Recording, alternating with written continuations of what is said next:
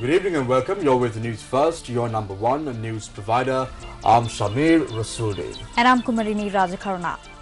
As always, let's start off with a look at the stories making headlines tonight. Health authorities say there is no cause for fear over dead poultry in a farm in Bingiria. Commuters inconvenienced by railway workers' strike. A request to release Sarath Fonseca on Independence Day. People as well as elephants affected by hazardous disposal of garbage in Hinguragoda. For the stories in detail now.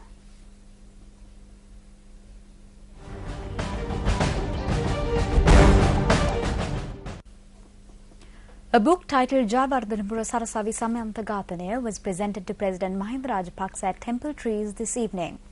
The book has been written by Vimala Pereira, the mother of Ovithagala Samantha, a management faculty student at the University of Sri Jayawardhanapura who was killed in 2002.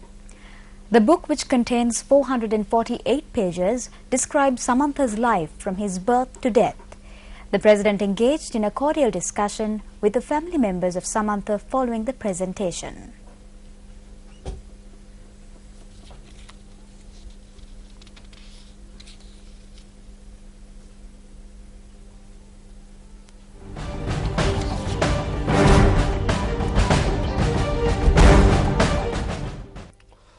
The Department of Animal Production and Health states that the sudden death of fowls in a farm in the Bingiri area in Kurunegala was caused by a low pathogenic avian influenza virus. Health authorities point out that this could develop into an outbreak of bird flu. However, health authorities state that there is no cause for fear of such an outbreak as the situation has been completely contained. Many fowls were reported dead in a farm located in the Bingiri area in Kurunegala over the past few days. The Department of Animal Production and Health has conducted investigations into the deaths by obtaining blood samples of the fowls.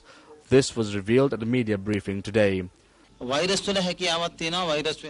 nature of a virus is that it changes with time, but this cannot be said for certain when this would occur.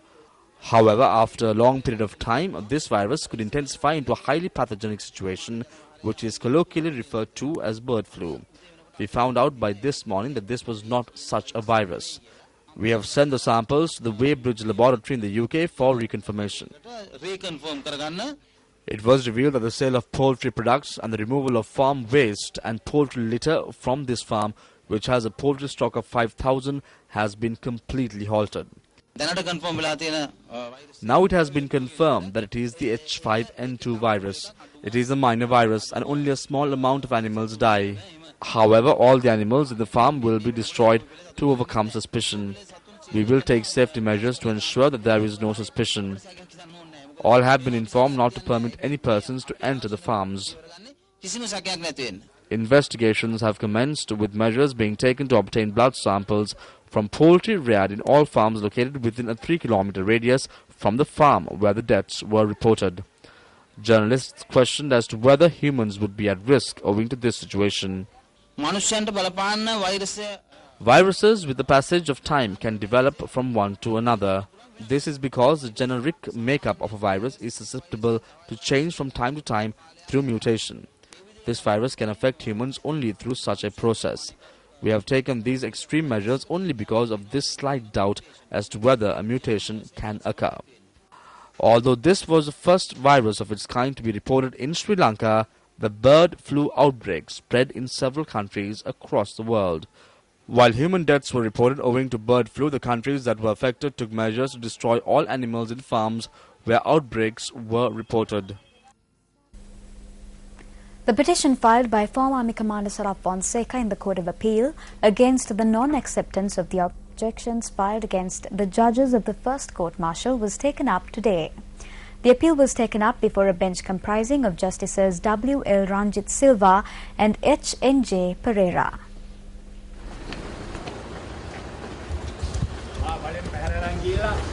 On the 8th, it will be 2 years since I was imprisoned on false charges. Support the demonstration that will be organized in this regard.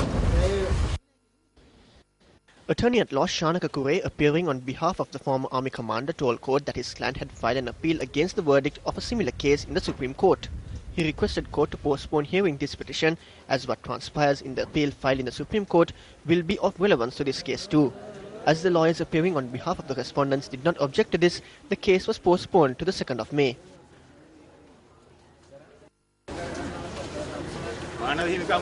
The Human Rights Commissioner has resigned, stating that he cannot work according to his conscience. We admire him. This implies that it is the rulers who violate human rights.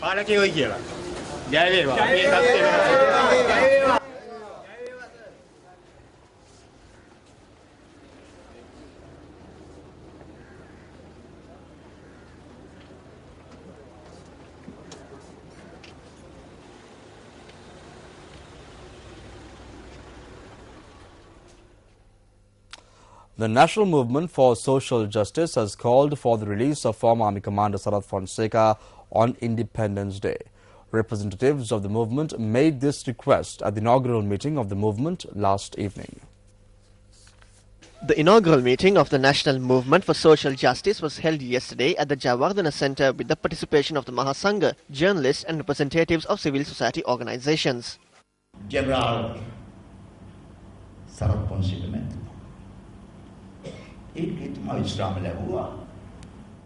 General Sarath Fonseca retired from his post. As a citizen, I too have a right to contest at a presidential election. More cases are being filed against him day by day. There are just 4 more days for Independence Day. If this war hero who liberated the country is released, the Mahasangha and the people of the country will have much affection towards the president.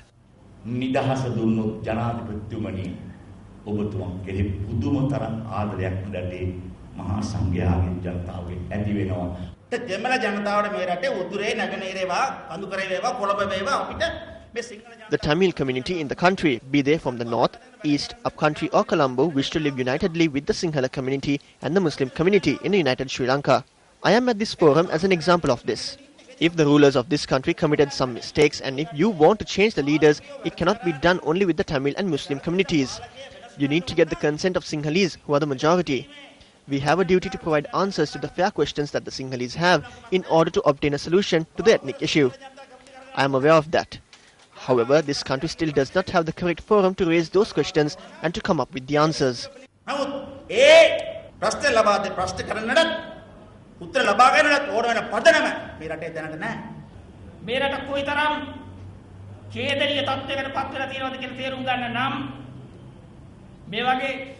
This government is bankrupt unlike at any point in history, to the extent that it does not allow anyone to raise a voice against the injustice faced by the people and on behalf of democracy in the country. That is how dire the situation is. When a peaceful demonstration was organized demanding justice to be served for around 100 media personnel and civil society activists that were killed, to commemorate Pragit who disappeared, to remember Lasantha who was assassinated, and the attack on the Sirasa complex which was set ablaze, this government took a decision that has never been taken.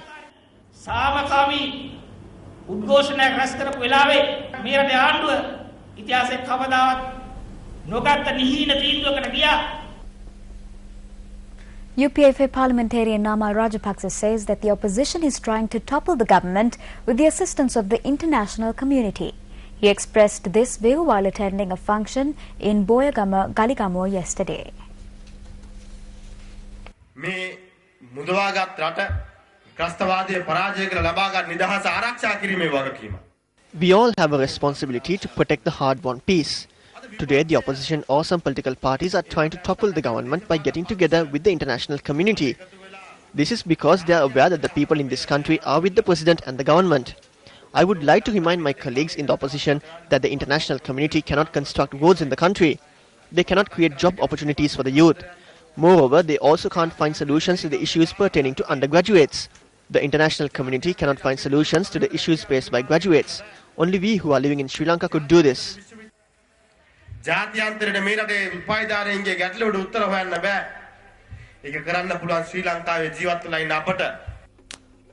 Boyagama-Kadigamwa road, which comes under the Galigamo electorate, was declared open yesterday. The road has been named as Mahinda Rajapaksa Mawata. Now, there has been a development with regard to one of the stories that we've been following right here on News First since this evening. Railway station masters, train drivers and foremen of the Department of Railways have called off their strike. Railways General Manager B.A.P. Arirathan said that the trade unions had decided to call off the strike following a discussion with the Minister of Transport, Kumara Welgama. Earlier, thousands of commuters were left stranded owing to a lightning strike launched by railway employees this evening. The Railway Trade Union Collective stated that all train services were disrupted as a result of the strike. Convener of the union, Janaka Fernando, noted that the strike commenced at around 4 o'clock this evening based on several demands, including issues pertaining to promotions and salary anomalies. This was the situation at the Fort Railway Station following the strike action.